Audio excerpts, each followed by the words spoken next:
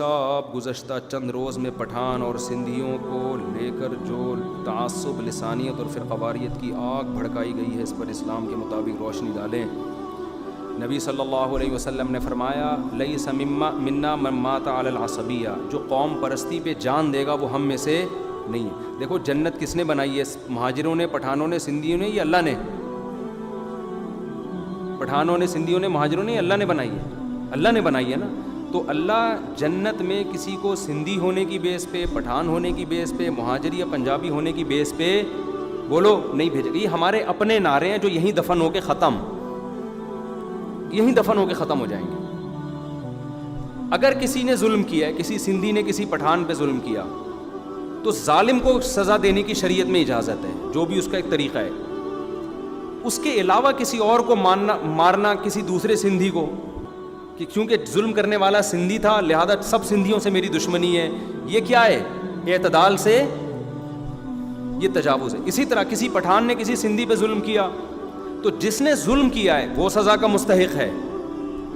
اس کے علاوہ دوسرے پٹھانوں سے دشمنی کرنا کہ چونکہ فلاں پٹھان نے فلاں سندھی کو مارا تھا تو اب سارے پٹھان میرے دشمن ہیں، یہ آپ کیا کر رہے ہیں؟ اللہ کی جو باؤنڈری ہے اس کو کیا کر رہے ہیں؟ کراس۔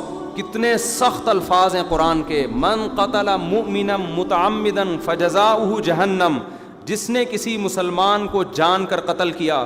اللہ نے یہ نہیں کہا کہ پٹھان مستثنی ہے یا مہاجر مستثنی ہے یا پنجابی اس میں داخل نہیں ہے، سندھی داخل نہیں، نا نا نا نا نا، جس نے بھی کسی بے گناہ مسلمان کا قتل کیا، قرآن کہتا ہے اس کی سزا جہنم ہے، وغضب اللہ علیہ، اللہ کی غضب اس پر، اللہ کی لعنت، اور ہمیشہ اس جہنم کی آگ میں جلے گا۔ اسلام میں شرک کے بعد قتل سے بڑا گناہ کوئی نہیں ہے۔ کبھی بھی کوئی قوم پرستی کی بیس پر کسی بے گناہ کا کہ خون سے اپنے ہاتھ کو آلودہ نہ کرے۔ دیکھو دنیا میں سزا سے بچ جائے گا، آخرت میں نہیں بچے گا۔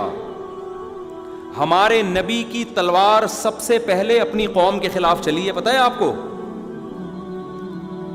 بدر کی لڑائی، ہمارے نبی عربی تھے کہ نہیں تھے؟ تو کیا عربیوں کی فارسی سے جنگ ہوئی تھی بدر میں؟ بولو نا، کہ نبی نے کہا ہم عرب ہیں، ہم سلمان فارسی ہیں، ہم فارسی کو اپنی ملک میں برداشت نہیں کریں گے، نبی نے یہ کہا تھا؟ بولتے کیوں نہیں؟ حضرت بلال عربی تھے یا حبشی تھے؟ ہمارے نبی نے یہ نعرہ لگایا کہ بلال چونکہ حبشی ہیں اور عرب میں کیوں رہ رہے ہیں، ہم ان کو اپنے کنٹری میں برداشت نہیں کریں گے۔ یہ کہا نبی نے؟ نا نا نا نا نا، ان کو آزاد کروایا غلامی کے طوق سے۔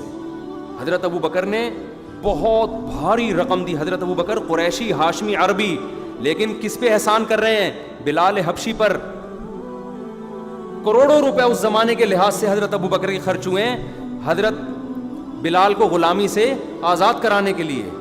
ہمارے نبی تو دوسری قوم کا دفاع کر رہے ہیں۔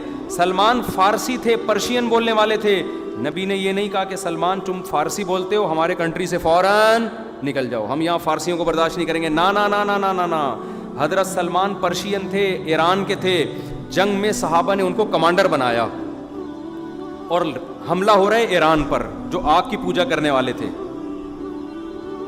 تو حضرت سلمان فارسی کمانڈر ہیں پرشین، اور عرب کیا ہے؟ ان کے ماتحت ہیں صحابہ کرام۔ عرب بھی معمولی عرب نہیں، قریشی، ہاشمی، نبی کے ساتھی۔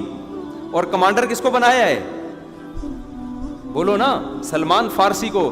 حضرت سلمان فارسی نے قلعے پہ حملہ کرنے سے پہلے اہل فارس کو خطاب کیا، اے اہل فارس، انا رجل منکم، میں تمہاری قوم کا آدمی ہوں اور میں عرب نہیں ہوں، لیکن ترون العرب یطیعوننی، کیا خدا کی قسم جب میں نے حضرت سلمان فارسی کے الفاظ پڑھے تھے نا، ایسا وجد آیا تھا کہ یار کیا اسلام کی کلیئرٹی کتنی ہے اسلام کے دعوے میں۔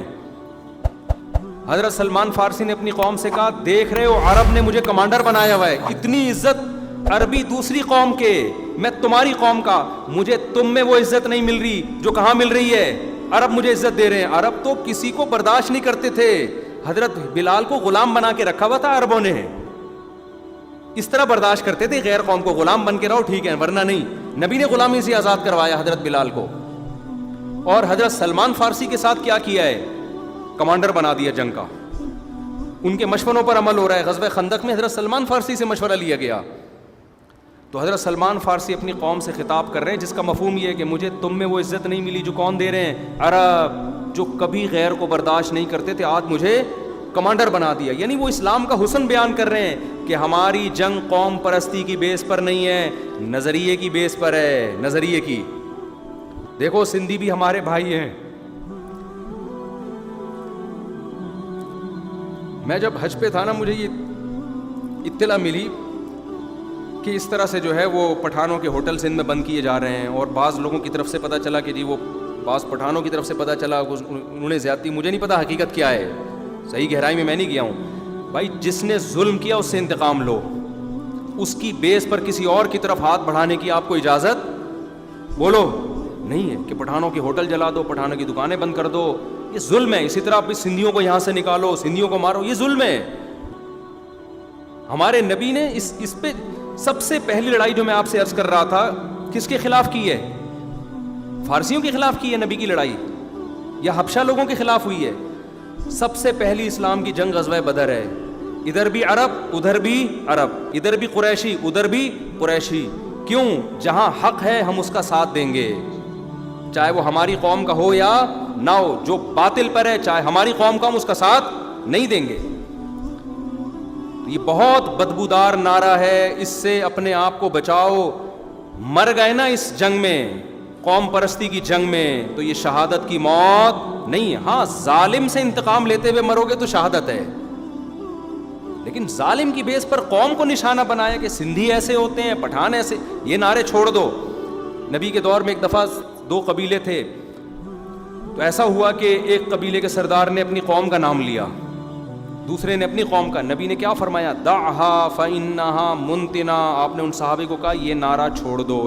یہ منتنا وہ جو مردہ جانور نہیں پڑا ہوتا, بکری مر جاتی ہے کچرے پہ پڑی, اس میں سے بدبو آتی ہے. آپ نے فرمایا یہ وہ مردار جانور سے جو بدبو پھوٹتی ہے نا, ایسا گندا نعرہ ہے یہ, ایسا گندا نعرہ ہے کہ یہ ہمارا قبیلہ, وہ ہم عربی, وہ فارسی, یہ ہم پٹھان, ہم پنجابی, ہم مہاجر, ہم یہ نعرے انتہائی غلیظ, انتہائی بدبودار ہیں.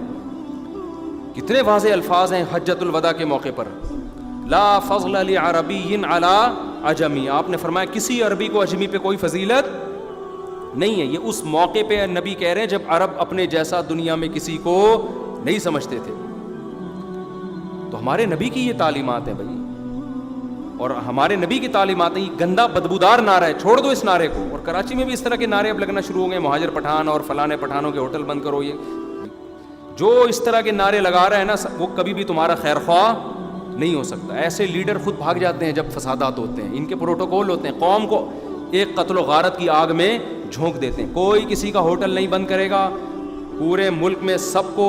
کراچی والوں کو اجازت ہے کوئٹہ میں جا کے کاروبار کریں, کوئٹہ والوں کو اجازت ہے کراچی میں بزنس کریں. سندھ والوں کو اجازت ہے کوئٹہ میں بزنس کریں, کوئٹہ والوں کو اجازت ہے بولو سندھ میں بزنس کریں. سب زمین جو اپنی پراپرٹی خریدے گا رینٹ پر لے گا, اس کا حق ہے, اس سے وہ حق چھیننے کی کسی کو اجازت نہیں ہے. یہ اگر جنگ نہ روکی, حکومت کی ذمہ داری ہے کسی طرح روکے, علماء کی ذمہ داری ہے, علماء پوری کر رہے ہیں الحمدللہ جتنا جو کر سکتے ہیں, اس میں دیندار لوگوں کی ذمہ داری ہے. میں پھر بھی کہہ رہا ہوں جو ظالم ہے اس سے انتقام لینے کی اجازت دی ہے شریعت نے. اگر کوئی کسی بھی طرف سے ظلم کر رہا ہے اسپیسیفک, اس سے انتقام لیا جائے گا. اس کے علاوہ کسی کو قوم پرستی کی بیس پہ ہدف بنانے کی اجازت نہیں ہے. تو اللہ نے جنت بنائی ہے, اللہ قوم پرستی کی بیس پہ کبھی بھی جنت نہیں دیتا. حدیث میں تو آتا ہے جو قوم پرستی کی بیس پہ مر گیا وہ جاہلیت کی موت مرا ہے, وہ جاہلیت کی موت. جاہلیت میں کیا مر کے لوگ جنت میں جایا کرتے تھے. تو اللہ کی نظر میں سب برابر ہیں, سب اللہ کی مخلوق ہیں. کلکم من آدم, حدیث میں آتا ہے تم سب کس کی اولاد ہو؟ آدم کی. وہ آدم من تراب, آدم کس سے تھے؟ مٹی سے. اور سورہ حجرات میں اللہ نے کیا فرمایا؟ انا وجعلناکم شعوبا وقبائل لتعارفوا. اے ایمان والو, ہم نے تمہیں, اے انسانوں, ہم نے تم سب کو ایک انسان آدم سے بنایا ہے, اور ہم نے جو قبیلوں میں بانٹ دیا تاکہ تمہارا انٹروڈکشن ہو. ہر قوم کی اپنی ایک عادت ہوتی ہے جس سے وہ پہچانا جاتا ہے. تو اس عادت کی حد تک ٹھیک ہے, اتنا انٹروڈکشن ٹھیک ہے. بھائی یہ پٹھان ہیں بڑے بہادر ہوتے ہیں, بھائی یہ سندھی ہیں بڑے مہمان نواز ہوتے ہیں, بھائی یہ مہاجر ہیں تہذیب یافتہ ہوتے ہیں, یا جو بھی لوگوں میں مشہور ہے, یہ پنجاب والے ہیں یہ بڑے کھلے دل کے ہوتے ہیں. اس طرح کی یہ انٹروڈکشن بن جاتا ہے جب بھی کسی قوم میں کوئی خوبی ہوتی ہے. اس حد تک قوم کا نام لینا جائز ہے, اس سے آگے بڑھنے کی آپ کو اجازت بولو نہیں ہے, اس سے آگے بڑھنے کی. اور اگر کسی قوم میں کوئی خامی ہے تو بھائی آپ کی قوم میں بھی کوئی خامی یہ والی نہیں ہے تو دوسری خامی ہے. ایسا ہوتا ہے ہم کہتے ہیں وہ فلاں قوم میں یہ خامی ہے, فلاں قوم میں یہ خامی ہے, تو بھائی اس میں وہ خامی ہے تو آپ میں وہ نہیں ہے تو دوسری خامی ہے. اس لیے یہ تو اللہ نے اس کی بنیاد ختم کر دی ہے. تو ان اکرمکم عند اللہ اتقاکم, اللہ کی نظر میں سب سے عزت دار وہ ہے جو اللہ سے ڈرنے والا ہے. تو کبھی بھی بھائی نہ آپ کوئی پٹھان بھائی اس جنگ میں آئیں کہ سندھیوں کو بلا وجہ مارنا شروع کر دیں, بے گناہ سندھیوں کو, نہ سندھی بھائی ہمارے اس نعرے سے متاثر ہوں اور خام خام میں پٹھانوں کے کاروبار بند کرنا شروع کر دیں. نہ نہ نہ نہ نہ, جو جس نے جتنا ظلم کیا بس اس کو فوکس کیا جائے, چاہے وہ کسی بھی قوم کا ہو, اس کو فوکس کیا جائے. اس کے علاوہ اس جنگ کو کہیں بھی بڑھانے کی کوشش نہ کی جائے. اور اس میں بھی اگر معاف کرنے سے معاملہ ٹھنڈا ہوتا ہے تو اسلام کی ترغیب کس کی دیتا ہے؟ معاف کر دو. حدیث میں آتا ہے جس نے اپنا حق پر ہونے کے باوجود معاف کیا, علماء بیان کرتے ہیں بشرطے کہ معاف کرنے میں جنگ ٹھنڈی ہو رہی ہو, تو اضمنت لہ ببیت فی الجنہ, میں اس کے لیے جنت میں گھر کا ضامن ہوں. ہمارے استاذ نے بتایا کہ میں حج پہ جا رہا تھا, ایک سیٹ پہ نا دو پھڈا ہو گیا, دو بندوں کا حج پہ جاتے ہوئے, وہ کہیں تھوڑی سی مینجمنٹ میں گڑبڑ ہو گئی ہوگی, یا بعض دفعہ یہ ہوتا ہے ونڈو کی طرف بیٹھنا ہے, اس میں کوئی لیڈیز بیٹھی ہوئی ہیں, اب ونڈو سیٹ آپ نے لی, آپ وہاں بیٹھنا چاہتے ہو, ایک بندہ کہہ رہے نہیں میری مسز بیٹھے گی وہاں پہ تاکہ پردے کا, اس طرح کا کوئی پھڈا ہو گیا تھا. وہ لڑ رہے ہیں پاگلوں کی طرح جہاز میں, جا رہے کہاں ہیں, حج کرنے جا رہے ہیں. ہمارے استاذ کہتے ہیں ان میں ایک کو عربی آتی تھی, کہتے ہیں میں گیا, میں نے ان سے کہا دیکھو آپ کی سیٹ ہے نا, مانتا ہوں آپ کا نمبر ہے, آپ چھوڑ دو اپنا حق تاکہ لڑائی کیا ہو جائے, ختم. اس نے کہا کیوں چھوڑوں میں, کہہ رہے میں نے فوراً حدیث سنائی, نبی صلی اللہ علیہ وسلم نے فرمایا جو حق پر ہونے کے باوجود جھگڑا چھوڑ دے میں اس کے لیے جنت کے بیچ میں گھر کی ضمانت لیتا ہوں. کہہ رہے ہیں اس نے کہا کہ کیا واقعی یہ صحیح حدیث ہے؟ میں نے کہا بالکل صحیح حدیث ہے, ریفرنس دیا, بس کہتے ہیں بس کافی ہے میرے لیے. فوراً کیا ہو گیا, ٹھنڈا ہو گیا. اس نے کہا بس نبی کا ارشاد ہے, اس سے بڑی کیا فضیلت ہو سکتی ہے بھائی, بس اب مجھے آگے جھگڑا کرنے کی ضرورت نہیں ہے بھائی, تو بیٹھ جائے جہاں پہ. تو یہاں تو وہ تو سیٹ کے معاملے میں چھوڑ دیا, تو قتل ہو رہے ہیں بھائی, قتل و غارت. تو اگر آپ کو اپنا حق چھوڑنا بھی پڑتا ہے تاکہ اتحاد پیدا ہو جائے, تو ایسے موقع پہ شریعت کیا ترغیب دیتی ہے؟ انتقام لینا جائز تو ہے, صرف ظالم سے معاف کرنا ایسے موقع پہ کیا ہے؟ افضل ہے, تاکہ جھگڑا کیا ہو جائے, ختم.